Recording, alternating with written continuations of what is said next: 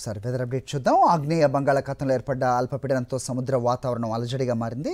నేడు పశ్చిమ వాయువ్య వాయుగుండంగా బలపడే అవకాశం ఉందని, ఆంధ్రప్రదేశ్లో వారం రోజుల పాటు భారీ వర్షాలు పడే అవకాశం ఉందని వాతావరణ నిపుణులు హెచ్చరిస్తున్నారు.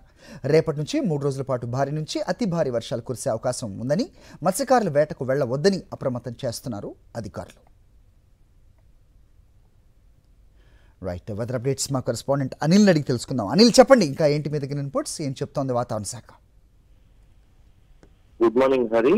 ఆగ్నేయ బంగాళాఖాతంలో నేడు అల్పపీడనం ఏర్పడే అవకాశం ఉందని వాతావరణ శాఖ వెల్లడించింది. అయితే రానున్నటువంటి 48 గంటల్లో పశ్చిమ వాయువ్య దిశగా కదులుతూ వాయుగుండంగా బలపడేటువంటి సూచనలు కూడా ఉన్నాయని వాతావరణ శాఖ స్పష్టం చేసింది. మరోవైపు ఇప్పటికే మత్స్యకారులు వేటకు వెళ్లరు అని వాతావరించింది. ఎవరైతే సముద్రంలో వేట చేస్తున్నారో వారికి తిరిగి వచ్చేయాలని కూడా వాతావరణ శాఖ హెచ్చరించింది. అయితే వారం రోజుల పాటు ఏపీలో ఉన్నటువంటి అన్ని జిల్లాల్లో 1-2 చోట్ల భారీ వర్షం కురిసేటువంటి అవకాశం ఉంటుంది.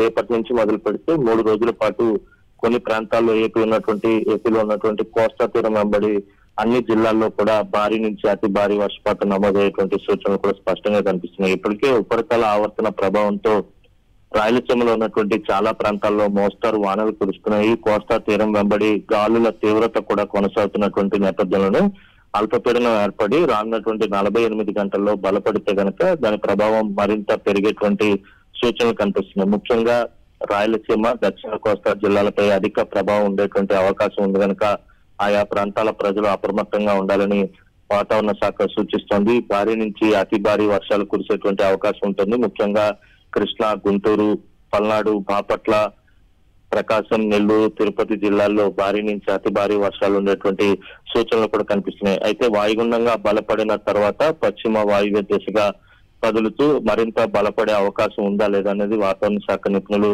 వెల్లడించేటువంటి అవకాశం ఉంటుంది. అయితే ప్రస్తుతానికి ఈ రోజు అల్పపీడనం ఏర్పడిన తర్వాత రానున్నటువంటి 48 గంటల్లో వాయుగుండంగా బలపడేటువంటి సూచనలు కూడా స్పష్టంగా కనిపిస్తున్నాయని వాతావరణ శాఖ ఇప్పటికే వెల్లడించింది కనుక ప్రజలు తగిన జాగ్రత్తలు తీసుకోవాలని వాతావరణ శాఖ సూచిస్తుంది. ముఖ్యంగా సముద్ర ఉపరితలంపై పూర్తిగా గాలుల తీవ్రత కొనసాగుతుంది కనుక సముద్రంలో ఇప్పటికే వేట చేస్తున్న మత్స్యకారులు వెంటనే తిరిగి సురక్షిత ప్రాంతాలకు రావాలని వాతావరణ శాఖ సూచిస్తోంది. ఈ రోజు సాయంత్రం నుంచి పూర్తిగా వాతావరణంలో మార్పులు సంభవించేటువంటి అవకాశం అయితే కనిపిస్తా ఉంది. Right, thanks for the inputs.